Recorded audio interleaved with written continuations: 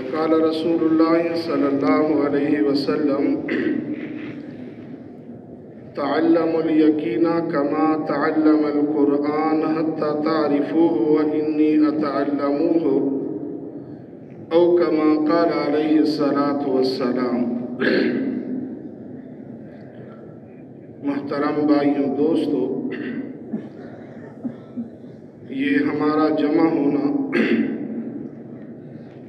بہت ایک بڑے کام کے لیے ہے۔ اللہ پاک ہمیں اس کام کی قدردانی کی توفیق نصیب فرمائے۔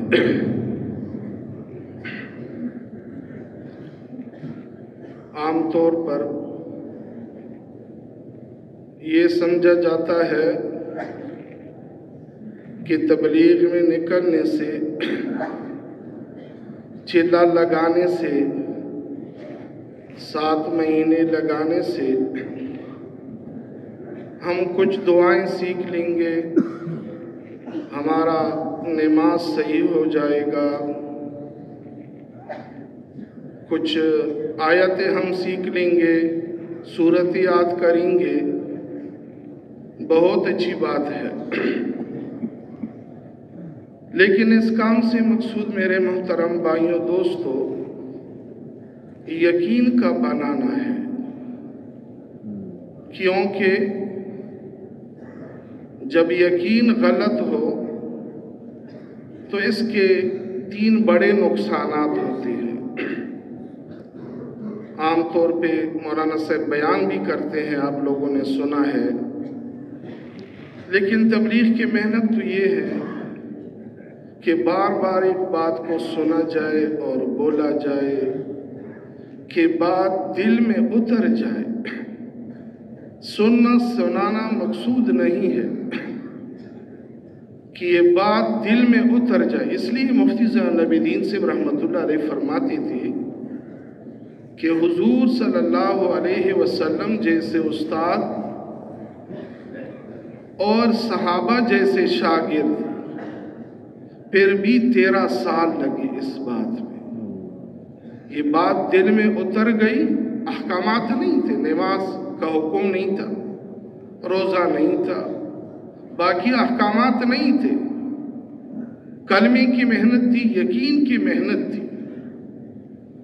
جب یقین بنا، کلمہ دل میں اترا، پھر ساری دنیا کو صحابہ نے ہاتھ دکھایا کہ ہم کون ہیں۔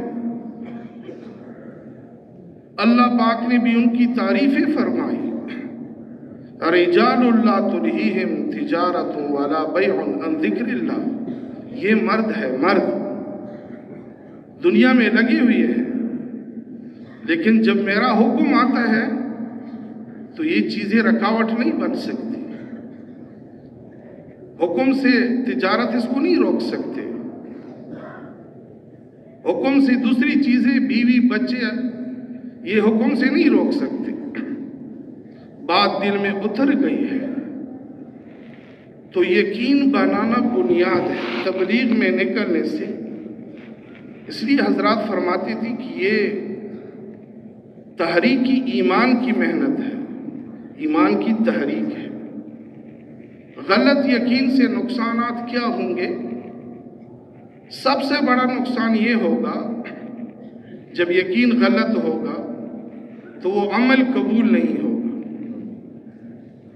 عمل ہم کس لیے کرتے ہیں؟ کہ اللہ کے ہم قبول ہو جائیں، پھر اس پہ ثمرات ملتے ہیں۔ جب عمل قبول نہیں ہے، دوسرا نقصان، اس پہ جو ثمرہ ملنے والا ہے وہ نہیں ملے گا۔ تیسری بات، اس عمل پہ استقامت نصیب نہیں ہے۔ اور اللہ جل شانہ فرماتے ہیں ان الذین قالوا ربنا اللہ ثم استقاموا تتنزل علیہم الملائکہ الا تخافوا ولا تحزنوا وابشروا بالجنة التي كنتم توعدون نحن اولیاؤکم فی الحیاة الدنیا وفی الآخرہ ولکم فیہا ما تشتہی انفسکم ولکم فیہا ما تدعون۔ استقامت، عمل پر استقامت ہو، پھر ثمرات ملیں گے، پھر جو اللہ پاک نے انعامات آپ کو بیان فرمائے ہیں وہ انعامات ملیں گے۔ تو یقین بنانا بنیاد ہے۔ حضور صلی اللہ علیہ وسلم فرماتے ہیں یقین کو سیکھو، یقین سیکھنے کی چیز ہے، یقین بنانے کی چیز ہے۔ ایسا سیکھو یقین کو جیسا کہ تم قرآن کو سیکھتے ہو۔ الف با تا سا، تم قرآن کو سیکھتے ہو، یقین کو اس طرح سیکھو۔ ہم تو یقین کو سمجھتے ہی نہیں ہے کہ یقین کیا چیز ہے۔ پہلے یقین کو سمجھے بھائی یقین کیا ہے۔ اسی فرمایا حتی تعریفو، تم پہچان لو یقین کیا ہے۔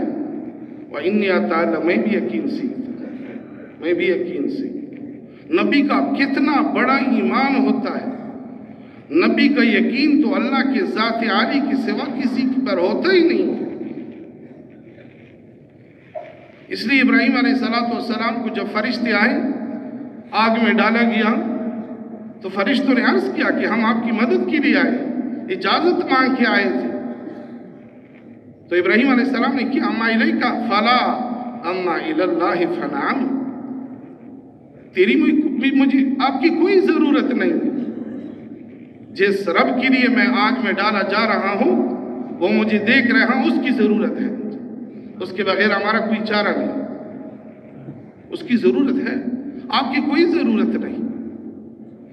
کیوں؟ سمجھتے تھے فرشتے کیا کر سکتے ہیں، فرشتے کون ہے؟ مخلوق ہے، مخلوق بنی ہوئی ہے، اور خالق کے امر کے بغیر فرشتے بھی کچھ نہیں کر سکتے۔ اس لیے فرمایا فرشتے لا یعصون اللہ ما امرہم ویفعلون ما یؤمرون، جس کو حکم کیا جاتا ہے وہی کرتے ہیں، اپنے مرضی سے وہ بھی کچھ نہیں کر سکتے۔ جبرائیل کے ہاتھ میں بھی کچھ نہیں ہے جب اللہ کا امر نہ ہو، اسرائیل کے ہاتھ میں بھی کچھ نہیں ہے، اسرائیل کسی سے روک نہیں لے سکتا جب تک اللہ کا امر نہ ہو۔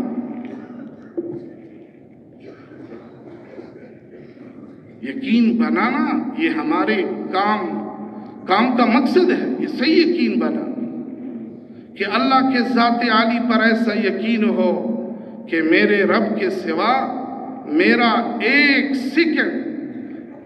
سیکنڈ بھی میرے اللہ کے امر کے بغیر نہیں گزر سکتا، یعنی ہر آن ہر گھڑی میں اپنے رب کا محتاج ہوں، ایسا ہمارا یقین ہو۔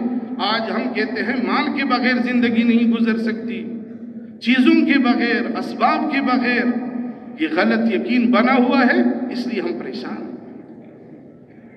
اس غلط یقین کو دل سے اتارنا ہوگا، نکالنا ہوگا، پھر صحیح یقین دل کے اندر اترے گی۔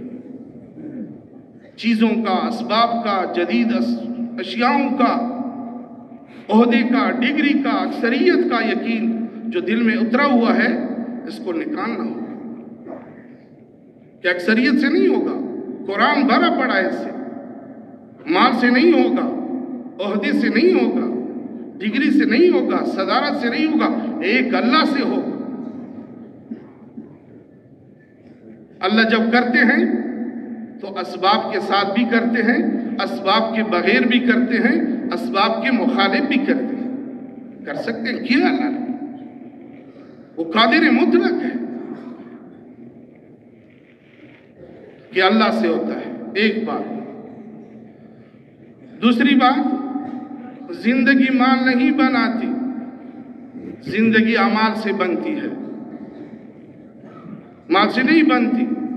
نہ مال نے کسی کی زندگی بنائی نہ بگاڑی ہے، زندگی بگاڑنا اور بنانا یہ اللہ کے ہاتھ میں ہے، کسی کا مال کے ساتھ بگاڑے اور کسی کا بغیر مال کے بگاڑے۔ تو زندگی اعمال سے بنتی ہے۔ تیسری بات، دنیا کی زندگی یہ عارضی ہے، یہ دھوکہ ہے، اصل زندگی مرنے کے بعد ہے۔ اب ہمارا یہ یقین ہے کہ اللہ کرتے ہیں تو ہماری دوڑ کہاں ہوگی؟ اللہ کی طرف۔ آج تو ہمیں اللہ یاد ہی نہیں آتے، جب تک جاتے ہیں دنیا میں اسباب کو اختیار کرتے کرتے ہر جگہ سے مایوس ہو جاتے ہیں، پھر کہتے ہیں ہمارا تو ایک ہی اللہ، کوئی نعوذ باللہ من ذالک، ہمارا تو ایک اللہ ہے، گویا کہ اللہ کمزور سمجھتے ہیں۔ جب اللہ ہے تو کسی کی کیا ضرورت؟ ہم تو یہ کہیں کہ ہمارا تو مخلوق ہے جو عاجز ہے، مخلوق کے سوا کچھ بھی نہیں، کیونکہ مخلوق عاجز ہے۔ یا ایھا الناس انتم الفقراء الی اللہ واللہ هو الغنی الحمید۔ اے دنیا کے لوگوں، تم سب فقیر ہو، تم جتنے بھی دعوے کرتے رہو، اپنے دعووں میں تم سب جھوٹے ہو، تمہارا کچھ بھی نہیں ہے، یہ سب کچھ میں نے دیا ہے۔ کس نے دیا ہے؟ اللہ نے دیا ہے۔ یہ مال بھی اللہ کا، یہ وجود بھی اللہ کا، یہ زمینی بھی اللہ کی۔ وَلِلَّهِ مِيرَاثُ السَّمَاوَاتِ وَالْأَرْضِ، اس کا وارث کون ہے؟ اللہ ہی ہے۔ یہ سب کچھ اللہ کا ہے، اللہ نے ہمیں دیا ہے۔ ہم اللہ کے محتاج ہیں، اللہ کسی کا محتاج نہیں۔ وہ وراء الورا ہے، بادشاہ ہے، شاہنشاہ ہے۔ قُلِ اللَّهُمَّ مَالِكَ الْمُلْكِ تُؤْتِي الْمُلْكَ مَن تَشَاءُ وَتَنزِعُ الْمُلْكَ مِمَّن تَشَاءُ۔ وہ شاہنشاہ ہے، کسی کو بادشاہ بنا دے، کسی کو گدھا بنا دے، کسی چیز چھین لے، کسی کو دے، کسی کو عزت دے، کسی کو ذلیل کرے، کسی کو غریب بنائے، کسی کو امیر بنائے، کسی کو بیمار بنائے، کسی کو صحت یاب کرے، کسی کو زندگی دے، کسی کو موت دے، کسی کو جھونپڑیوں میں ہنسائے اور کسی کو محلات میں رولائے۔ اسے کون پوچھ سکتا ہے؟ ساری اسی کے بندے۔ اللہ ہمارا رب ہے۔ ساری کائنات کو اللہ نے اپنی بندی کے لیے بنایا۔ اللہ کو نہ زمینوں کی ضرورت، نہ آسمان کی ضرورت، نہ پانی کی ضرورت، نہ کھیتوں کی ضرورت، اپنے بندوں کے لیے سب کچھ بنایا۔ انتم تخلقونہ ام نحن الخالقون، کون بناتا ہے؟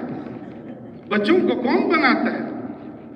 ماں کے پیٹ میں کون بچے بناتے ہیں؟ اللہ ہی بناتے ہیں، اپنے قدرت سے بناتے ہیں۔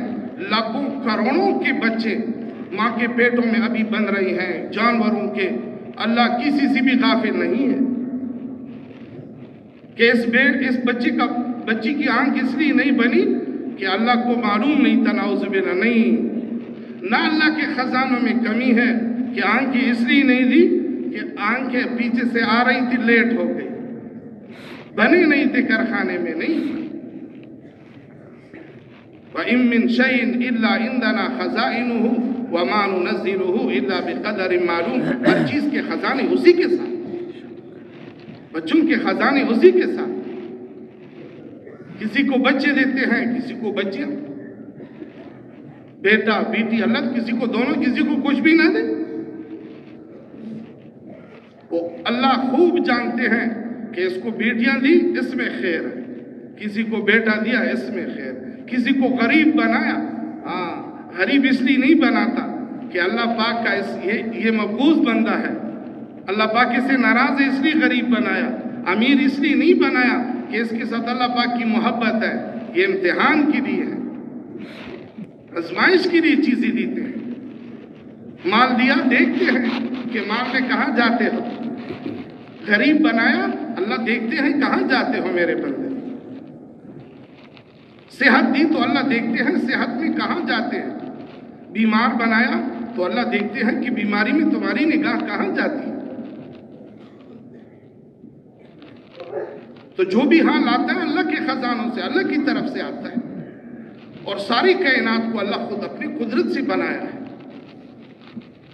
آسمانوں کو بنایا، الذی خلق 7 سماوات طباقا ما تری فی خلق الرحمن من تفاوت۔ سات آسمانوں کو کس نے بنایا؟ اللہ ہی نے بنایا۔ هل تری من فطور ثم ارجع البصر کرتین ینقلب الیک البصر خاسئا وهو حسیر۔ 7 آسمانوں کو تہ بتہ بنایا، اس میں کوئی ضرر کوئی نقصان نظر آتا ہے؟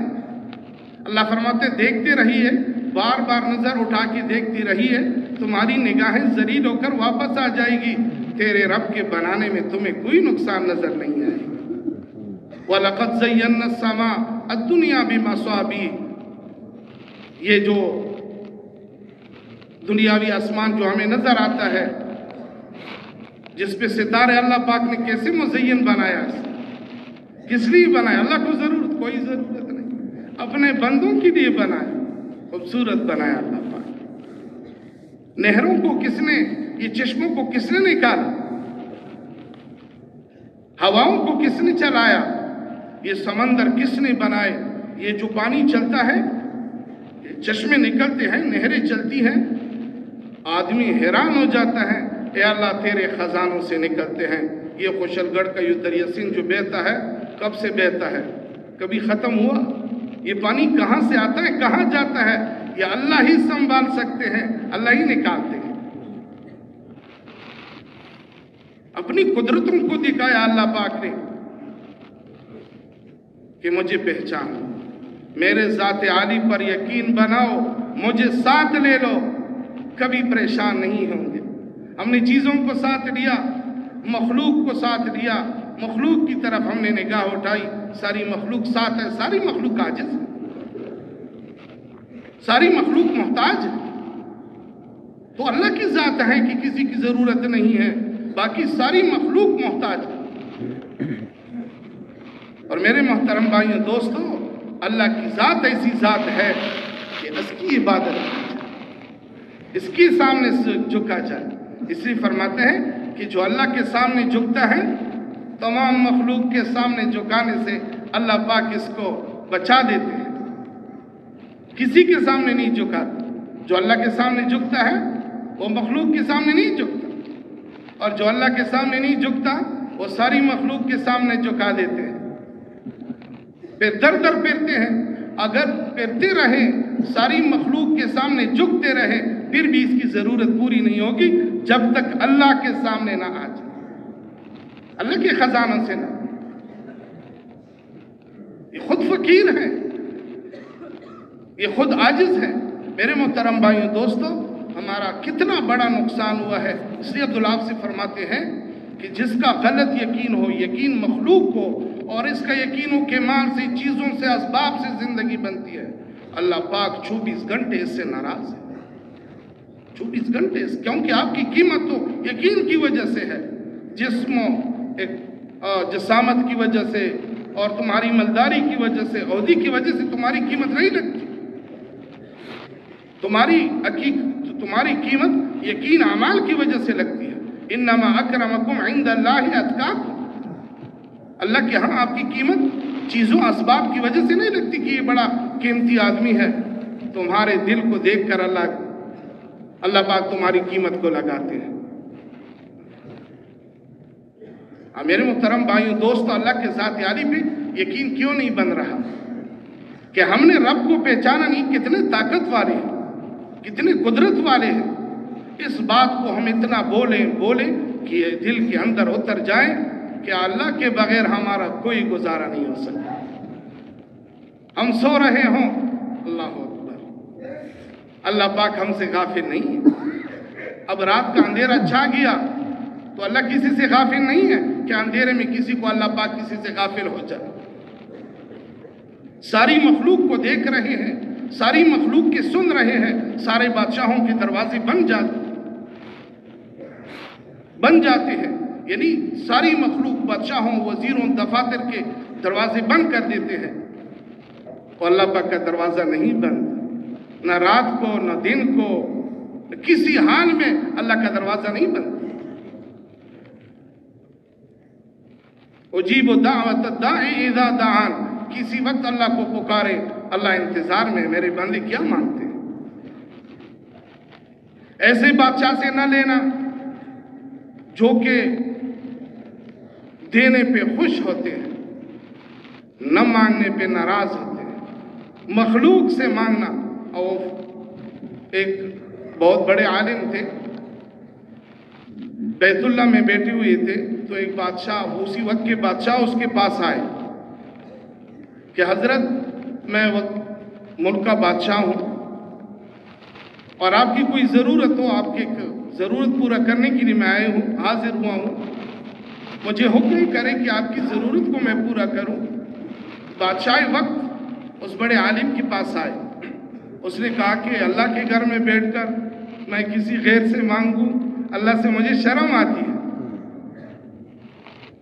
اللہ کے گھر میں بیٹھ کر میں کسی دوسرے کی طرف نگاہ اٹھاؤں، کسی دوسرے سے مانگوں؟ تو وہ باہر آ گئے۔ جب وہ بیت اللہ سے باہر نکلی تو بادشاہ بیٹھی ہوئی تھی انتظار میں کہ حضرت ابھی تو بیت اللہ سے باہر ہیں، ابھی تو کچھ مانگ لو کہ میں آپ کی ضرورت کو پورا کروں، آپ کی خدمت کروں۔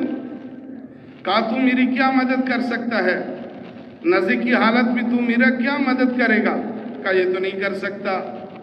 کہا خبر میں کیا مدد کرے گا؟ کہا یہ تو نہیں کر سکتا۔ کہا پورے رات بھی کیا مدد کرے گا؟ کہا یہ تو نہیں کر سکتا۔ کہا میزان بھی کیا مدد کرے گا؟ یہ بھی نہیں کر سکتا۔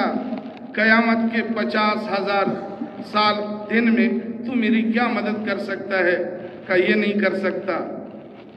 کہا کیا پھر میں تجھ سے کیا مانگوں؟ دنیا تو میں نے اس سے بھی نہیں مانگی جس نے بنائی ہے۔ دنیا مانگوں تجھ سے؟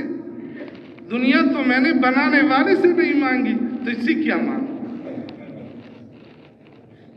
میرے محترم بھائیو دوستو، جب اللہ پاک کی عظمت، اللہ کی بڑائی، اللہ پاک کی ربوبیت اور اس کا صحیح یقین دل کے اندر اتر جاتا ہے تو دنیا کی قیمت ایسی بنتی ہے جس کے ایس کی بنی ہوئی، جیسا صحابہ کا یقین بنا ہو۔ دنیا کی کوئی حقیقت نہیں تھی۔ دین آئین کو سدین وانا حی، ہاں دین میں کمی آئے میں زندہ رہوں یہ نہیں ہو سکتا۔ دنیا چلی جائے، ملک چلی جائے، دنیا چلی جائے، لیکن دین میں نقصان نہ آئے۔ دین کیونکہ ہمارا قیمت تو دین کی وجہ سے لگتی ہے۔ تو میرے محترم بھائیوں دوستو، اللہ پاک کو پہچاننا ہماری اولین فرض عین ہے، فرض عین۔ اس لیے فرمایا دیکھو ہر عمل میں، جو عمل بھی ہم کریں، جو عمل اس کی عظمت دل میں، حتیٰ کہ مستحبات، حدیث میں آتا ہے من تہاون بالعادات عوقب بحرمان السنن، جو مستحبات کو کم سمجھتا ہے تو سنتوں سے محروم کیا جاتا ہے۔ من تہاون بالسنن عوقب بحرمان الواجبات، جو سنتوں کو کم سمجھے، حقیر سمجھے تو واجبات سے محروم کیا جائے گا۔ من تہاون بالواجبات عوقب بحرمان الفرائض، جو واجبات کو کم سمجھے اس کی سزا کیا ہوگی؟ فرائض سے محروم کیا جائے گا۔ من تہاون بالفرائض عوقب بحرمان معرفت اللہ، جو فرائض کو کم سمجھے گا اللہ پاک اپنی معرفت سے محروم کر دے۔ یہ اہم فریضہ ہے، دعوت کی محنت، یقین بنانا، یقین فرض عین ہے، 24 گھنٹے فرض ہے۔ اور اس کو ہم کتنا سمجھتے ہیں، کتنی ضرورت ہے ہمیں؟ دعوت کے ساتھ ہمارا کیا معاملہ ہے؟ جسے یقین بنتا ہے، یقین 24 گھنٹے فرض عین ہے، تو اس محنت کو ہم کیا سمجھتے ہیں؟ جو اللہ کی معرفت سے محروم ہوگا وہ اللہ کی کیا عبادت کرے گا؟ اس لیے میرے محترم بھائیوں دوستو، اللہ پاک کی جتنی معرفت ہوگی اتنا اللہ پاک کا ماننا آسان ہوگا، اس میں مزہ آئے۔ اللہ پاک کی معرفت سے جتنی معرفت ہوگی اتنا ہی اللہ پاک کا ماننا آسان ہوگا۔ تو اللہ پاک جل شانہ نے اپنے خزانوں سے دینے کے لیے ہمیں اسباب نہیں دیے، اعمال دیے۔ میرے خزانوں سے لینا ہو تو اعمال کے ذریعے سے، وہ ہر کسی کو دیا ہے، غریب بھی لے سکتا ہے، امیر بھی لے سکتا، کوئی یہ شکوہ نہیں کر سکتا کہ میں تو اس لیے اللہ کے خزانوں سے محروم رہا کہ میں یہ عمل نہیں کر سکتا۔ اعمال میں نماز سب سے بڑا عمل ہے، جس کی نماز بن گئی اس کی زندگی بن گئی۔ نماز بقدر زندگی، زندگی بقدر نماز۔ جس نے زندگی بنانی ہو وہ نماز کو بنائے، نماز پر محنت کرے۔ نماز اللہ کے خزانوں سے براہ راست لینے کا بڑا ذریعہ ہے، اللہ پاک کے خزانوں سے کھینچتا ہے۔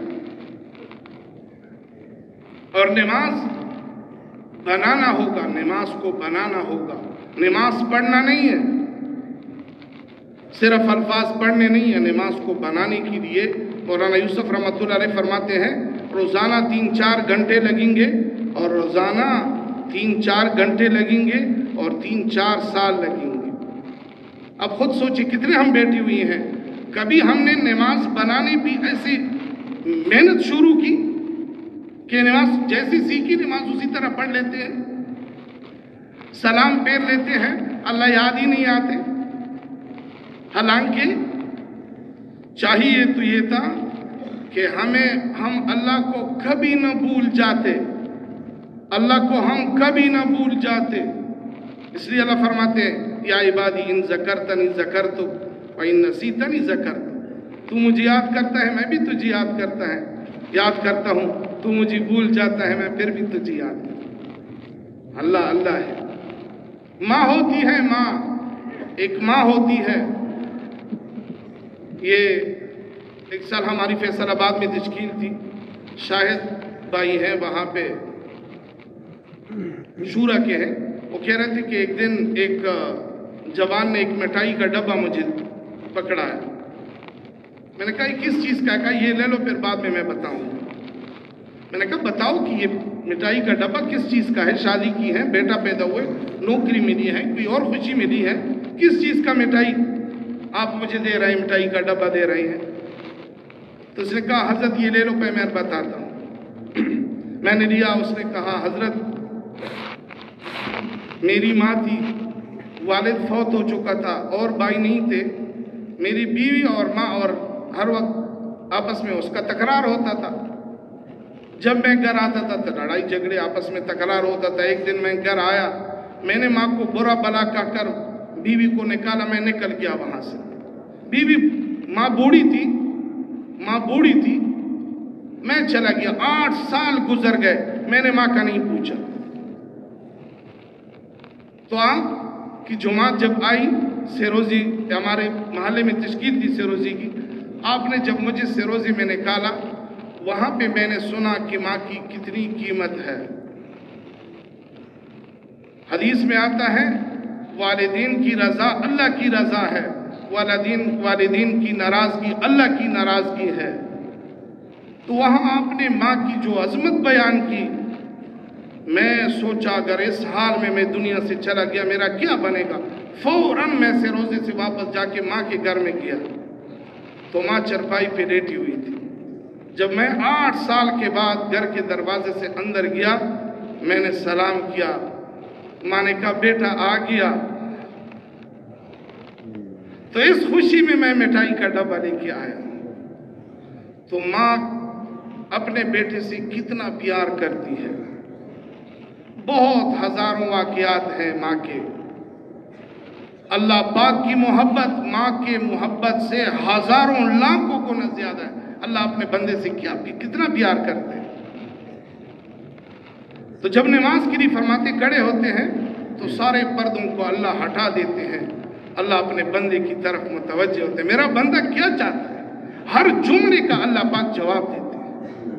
میرے بندے نے میری تعریف کی، اور جب کہیں دوسری جگہ اس کی دھیان چلا جاتا ہے، کہیں دوسری جگہ وہ مشغول، تو اللہ کہتے ہیں مجھ سے بھی کوئی کریم، کوئی خوبصورت ملا کہ تو ادھر متوجہ ہو گیا، پھر پردوں کو بھی ڈال دیتے ہیں۔ اللہ بہت کریم ہے۔ تو نماز کو سیکھے، مشق کرے نماز کی۔ ہم تو ہماری مسجد میں نے ایک آدمی کو دیکھا 1.5 منٹ میں اس نے 4 رکعتیں پڑھ لی، 1.5 منٹ سنتوں کی لیے کھڑے ہو کے سلام۔ میں نے کیا پڑھا آپ نے؟ دعا کرتے ہیں، ایک آدمی آیا دعا کے لیے بیٹھ گیا۔ عام طور پہ ہم جلدی میں ہوتے ہیں یا ویسے عادت بنی ہوئی ہے، جب سلام پھیر لیتے ہیں تو ایسے ہاتھوں کو ایسا کر لیتے ہیں، اٹھ جاتے ہیں، ایک پاؤں کو کھڑا کر کے ایسے جاتے بھی ایسے بھی کر لیتے ہیں۔ اب خود سوچیے یہ دعائیں کی بدماشی ہے یہ۔ بس میں نے کر لیا، اب قبول کرتے ہو کر لو، مجھے ضرورت نہیں ہے، تو ایسا ہے نا۔ اللہ دیکھتے ہیں دلوں کو۔ ان اللہ علیم بذات الصدور، اللہ عاجزی کو پسند کرتے ہیں۔ میرے سامنے فرماتے ہیں نماز پڑھی 4 منٹ میں، تو 4 منٹ تو دعا مانگ، 10 منٹ پڑھی تو 10 منٹ تو دعا مانگ۔ اے اللہ اس نماز کو، اس لیے فرماتے ہیں کہ حضرت علی رضی اللہ تعالیٰ عنہ جب اذان کی آواز سنتے تو کب کبھی آ جاتی، زرد رنگ پڑ جاتا. وہ فرماتے ایسے امانت کی ادا کرنے کا وقت ہے جس سے زمین و آسمان عاجز ہو. حضرت عائشہ رضی اللہ فرماتی ہے حضور صلی اللہ علیہ وسلم ہمارے ساتھ مشغول ہوتے تھے، ایسے مذاق کرتے تھے ہمارے ساتھ، ہنستے کھیلتے. جب اذان کی آواز سنتے ایسے ہوتے کہ گویا کہ ہمیں پہچانتے بھی نہیں. عبداللہ ابن مبارک رحمۃ اللہ علیہ جب دنیا سے چلے گئے تو کسی نے خواب میں دیکھا معاملہ کیا ہوا. کہا بہت اچھا معاملہ ہوا، لیکن میرے سامنے جو ایک لوہار ہے اس کا درجہ بڑا اونچا ہے، اس کو اللہ نے بڑا مقام دیا. تو خواب دیکھا تھا، وہ ان کے پاس آئے، ان کی بیوی کے پاس، گھر والوں کے، کہ یہ کیا عمل کرتے تھے. کہا یہ جب وہ چیزوں کو بناتے تھے، وہ ہتھوڑے سے، وہ جب گرم ہوتا ہے تو ہتھوڑے سے مارتے ہیں، وہ ہتھوڑا اٹھایا ہوا ہوتا تھا. جب اذان کی آواز سنتے، جب اوپر اٹھائے تو نیچے نہیں لاتے تھے، پیچھے پھینک لیتے تھے. فوراً نماز کے لیے کھڑے ہو کے نماز کے لیے چلے جاتے. اور جب رات کو آ جاتے تھے تو پھر تھکے ہوئے ہوتے تھے، سارا دن اس نے وہ لوہار کو ہتھوڑا مارا ہے، تھکی ہوئی ہے. تو کہتے اے اللہ یہ کتنا خوش قسمت بندہ ہے، تیرے سامنے کھڑے ہو کے ساری رات تیرے سامنے کھڑے ہوتے ہیں، تیری عبادت کرتے ہیں. اگر مجھے کوئی فرصت ملتی میں تیری ایسی ہی عبادت کرتا، میں تو تھکا ہوا ہوں، میں تو اٹھ ہی نہیں سکتا. یہ اس کی آرزو ہوتی تھی، تمنا ہوتی تھی. اس کی وجہ سے اللہ پاک نے اتنا بڑا مقام دیا. ہمیں ایک تمنا تو دل میں ہو. دیکھو جب ہم سفر کرتے ہیں، کہیں چلے جاتے ہیں، یا اکثر مسافر جب واپس آتے ہیں تو دل میں ایک خواہش ہوتی ہے، ماں کو ملنے کے لیے، باپ کو ملنے کے لیے، دوستوں کو ملنے کے لیے، بچوں کو ملنے کے لیے خوشی ہوتی ہے. جب اس کے ساتھ بیٹھ جاتے ہیں تو جی نہیں تو کتنے سال کے بعد ملے ہیں، تھوڑا سا تو بیٹھ جاؤ، تھوڑا وقت تو ہمیں دے دو. اب خود سوچیں کہ ہمارا دل میں اللہ کے ساتھ ملنے کو کتنا جی چاہتا ہے، کتنی ہماری دل میں تمنا پیدا ہوتی ہے کہ میرا اللہ کے ساتھ راز و نیاز، اللہ کے ساتھ محبت. یہ دل کے اندر ایک تمنا پیدا ہو جائے پھر محنت ہوتی ہے. اور تمنا بھی پیدا نہیں، دل ایسا مردہ ہو چکے. تو نماز ایک ذریعہ ہے اس سے اللہ پاک سے. تو نماز کو سیکھنا ہوگا، اس کے واجبات کو، مفسدات کو، اس کے فرائض کو. صحیح نماز اصل میں عمل کرنا نہیں، صحیح عمل اللہ کو قبول ہے. ہر عمل قبول نہیں ہے، صحیح عمل. اس لیے فرمایا من خرج لطلب العلم فهو فی سبیل اللہ حتی یرجع.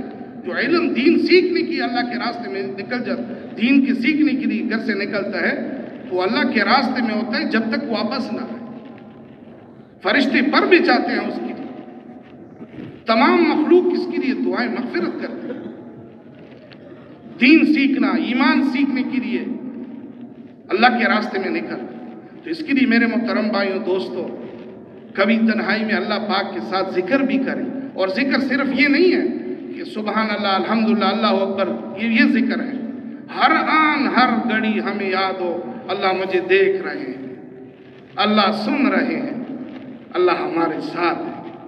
ایک استاد نے اپنے شاگرد کو، محبتی شاگرد کے ساتھ، تو دوسرے طلباء کو اچھا نہیں لگتا تھا کہ اس کے ساتھ محبت کرتے، ہمارے ساتھ اتنا محبت نہیں کرتے. تو امتحان لیا استاذ نے، مرغیاں دی کہ ایسی جگہ پہ اس کو ذبح کرو کہ کوئی تمہیں نہ دیکھے. ایسی جگہ پہ مرغی ذبح کرو کہ کوئی تمہیں نہ دیکھے. کوئی دیوار کے پیچھے، کوئی کندھے میں، کوئی رات کے اندھیری، کوئی کمرے میں چلا جاتا ہے. ذبح کر کے سب نے واپس لائے. ایک نے زندہ لایا، اسی طالب علم نے زندہ مرغی واپس لایا. استاد نے کہا کیوں؟ کہا حضرت جہاں جاتا تھا اللہ دیکھ رہے تھے، کوئی جگہ ایسی نہیں ملی جو اللہ نہیں دیکھ رہے.